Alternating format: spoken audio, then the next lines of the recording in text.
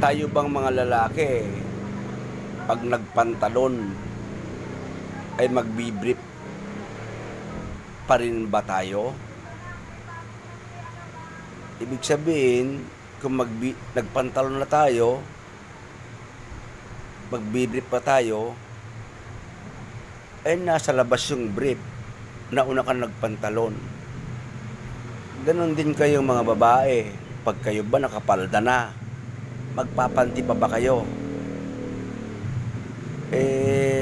Nagpalda na nga kayo, pagkatapos magpapanti pa kayo, di nasa labas din yung panty nyo. Tanong, sino yung taong gumawa niyan na nagpantalon muna bago siya nag-brief? Nasa labas ang brief. Sino yung taong gumawa niyan? Hulaan nyo.